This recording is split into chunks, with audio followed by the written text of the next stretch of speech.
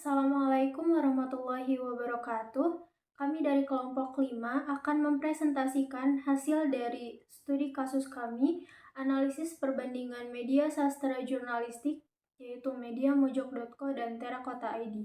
Sebelumnya, izinkan saya untuk memperkenalkan kelompok kami.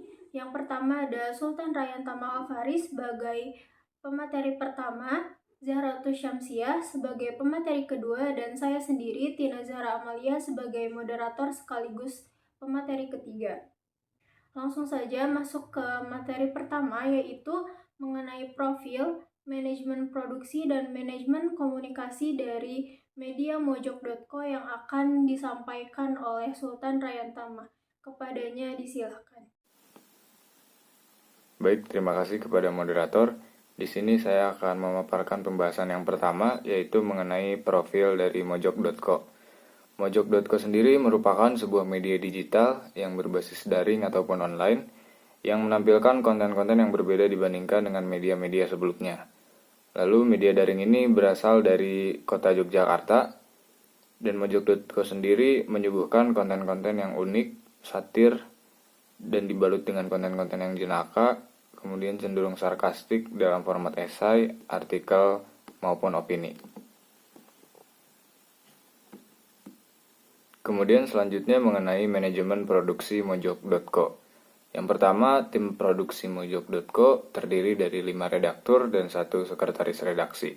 Tim redaksi menerima naskah dari kontributor, kemudian naskahnya akan dikirim melalui email redaksi yaitu @mojok.co. Lalu selanjutnya, sekretaris redaksi akan menyortir artikel mana nih yang lolos kurasi dari sekian banyaknya redaksi-redaksi yang masuk atau artikel-artikel yang masuk. Kemudian naskah yang terpilih akan diedit oleh sang redaktur. Lalu di tahap akhir akan diadakan penyuntingan yang dilakukan menyesuaikan tulisan dengan karakter mojok.co. Lalu dalam satu hari biasanya mojok.co sendiri mempublikasikan sekitar 6-7 naskah. Lalu selanjutnya mengenai manajemen komunikasi dari mojok.co. Manajemen komunikasi mojok.co mencakup strategi dan praktik yang terkait dengan komunikasi internal maupun eksternal dalam operasional media tersebut. Yang pertama mengenai komunikasi eksternal. Manajemen mojok.co berfokus pada komunikasi antara tim internal, termasuk jurnalis, penulis, editor, dan staf-staf lainnya. Komunikasi ini bertujuan untuk memastikan aliran informasi yang efektif, koordinasi tugas, dan kolaborasi yang baik di antara tim. Lalu yang kedua itu ada komunikasi eksternal. Manajemen komunikasi mojok.co mencakup interaksi dengan audiens, mitra, maupun pemangku kepentingan eksternal. Hal ini melibatkan strategi komunikasi untuk membangun dan memelihara hubungan-hubungan dengan pembaca ataupun pemirsa. Dari situ juga mojok.co mengelola respons terhadap umpan balik, pertanyaan, atau isu-isu yang muncul dari publik. Komunikasi eksternal juga termasuk dalam membangun kemitraan dan kerjasama dengan pihak lain dalam industri media dan masyarakat secara luas. Lalu yang ketiga ada branding dan PR. Manajemen komunikasi mojok.co bertanggung jawab untuk membangun citra merek dan reputasi yang kuat melalui kegiatan branding dan public relations. Ini melibatkan pengembangan strategi branding yang konsisten, komunikasi yang efektif tentang nilai dan identitas merek mojok.co tersendiri, serta mengelola hubungan dengan media lain, influencer, maupun masyarakat umum. Lalu yang terakhir itu ada krisis dan manajemen reputasi. Dalam situasi krisis atau ketika ada tantangan terkait reputasi, manajemen komunikasi mojok.co harus memiliki strategi yang efektif untuk mengatasi dan mengelola situasi tersebut. Ini tuh mencakup pengelolaan krisis komunikasi, respons cepat terhadap masalah yang muncul, dan upaya untuk mempertahankan atau memulihkan reputasi media tersebut. Kemudian selanjutnya mengenai strategi marketing mojok.co. Mojok.co menggunakan strategi pemasaran konten digital yang dimulai dengan komunikasi pemasaran eksistensi dan pemasaran digital. Mojok.co juga merupakan platform media opini online yang juga melakukan berbagai aktivitas komunikasi. Komunikasi pemasaran mojok.co menghasilkan penyebaran konten, pembentukan citra, ataupun branding. Tim media sosial mojok.co terdiri dari admin, ilustrator, dan tim media sosial lainnya yang bertanggung jawab atas operasional komunikasi pemasaran. Sekian yang dapat saya sampaikan, saya kembalikan lagi kepada moderator. Terima kasih. Terima kasih kepada Saudara Sultan Ryan yang telah menyampaikan materinya. Selanjutnya masuk kepada materi kedua, yaitu strategi marketing mojok.co dan profil terakota.id yang akan disampaikan oleh Saudari Zahroto Syamsiah. Kepadanya disilakan.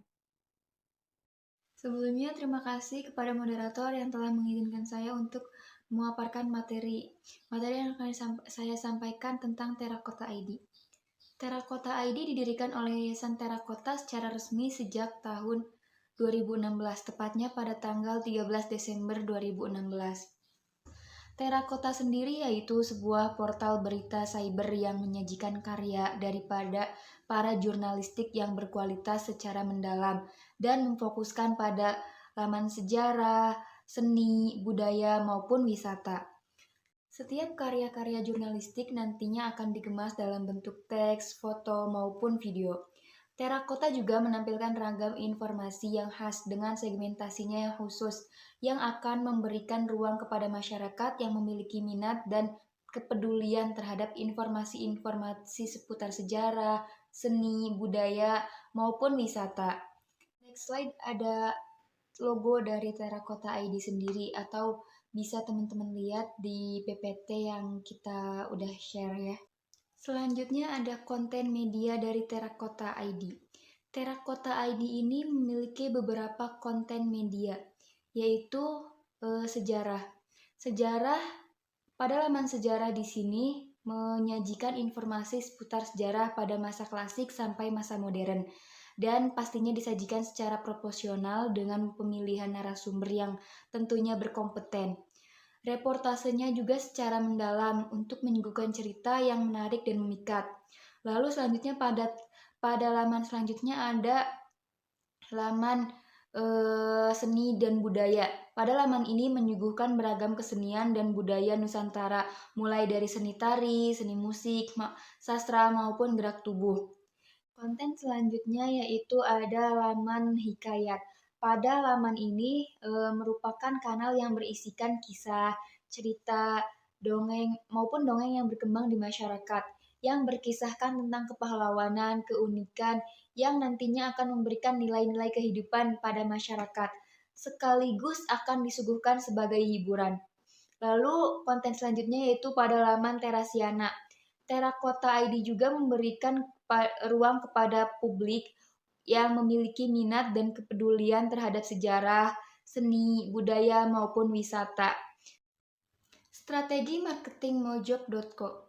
Mojok.co menggunakan strategi pemasaran konten digital yang dimulai dengan komunikasi pemasaran eksistensi dan pemasaran digital. Komunikasi pemasaran mojok.co juga menghasilkan penyebaran konten, pembentukan citra ataupun branding. Terima kasih kepada Saudari Zahro yang telah menyampaikan materinya. Selanjutnya, materi ketiga sekaligus materi terakhir, perbandingan dari media terakota.id dan mojok.co yang akan disampaikan oleh saya sendiri. Perbandingan antara media mojok.co dan terakota.id, yaitu yang pertama, dari segi fokus dan pendekatannya, media mojok.co ini media yang menyuguhkan konten secara unik, satir, jenaka, dan cenderung sarkas, tapi tidak mengandung unsur sara. Sedangkan media terakota.id ini merupakan media yang menyajikan karya jurnalistik secara mendalam. Selanjutnya, perbedaan dalam strategi marketingnya, media mojok.co dan terakota.id ini tidak jauh berbeda. Mojok.co menggunakan strategi pemasaran dalam konten digital yang dimulai dengan komunikasi pemasaran dilihat dari eksistensinya. Sedangkan terakota.id ini menggunakan strategi marketing dengan cara menjanjikan konten-konten yang menarik di media sosial, namun tidak hanya konten yang berbentuk video atau foto saja, melainkan ada yang berbentuk seminar sampai resensi buku. Perbandingan ketiga bisa dilihat dari sasaran pembacanya. Jika dilihat dari media mojok.co yang menyajikan konten secara unik, satir, dan jenaka, maka dapat disimpulkan bahwa sasaran pembaca dari media mojok.co ini dimulai dari remaja 14 tahun ke atas.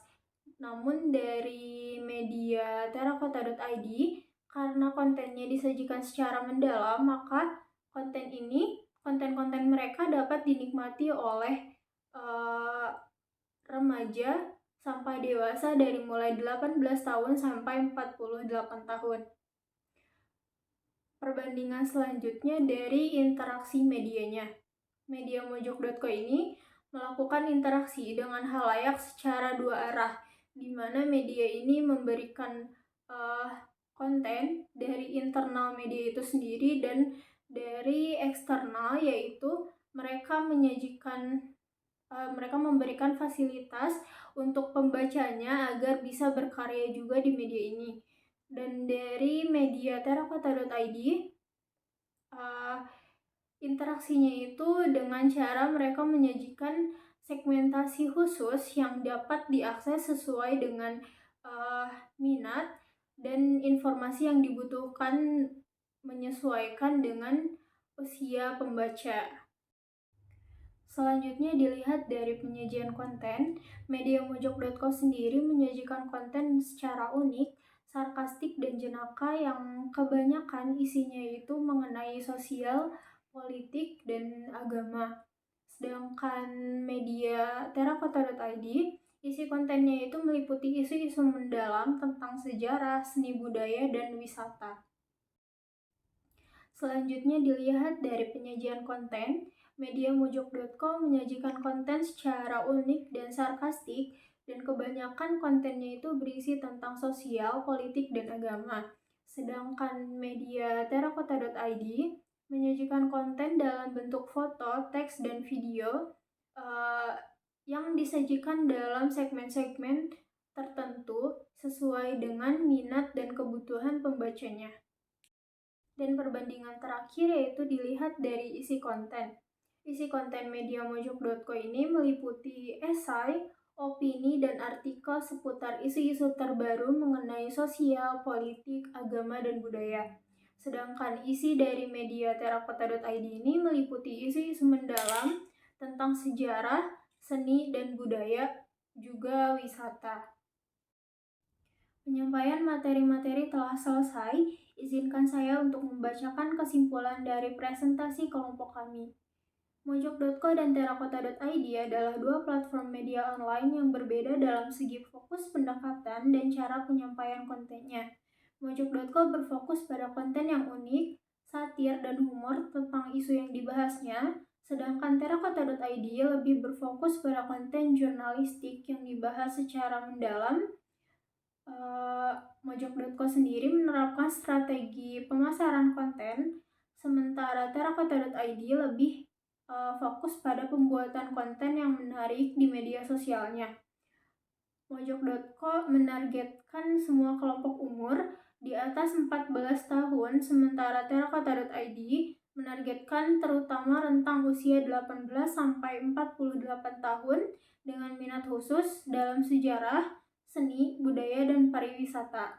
Kedua platform ini berinteraksi dengan audiens mereka dan menyajikan kontennya dengan cara yang unik dan menarik.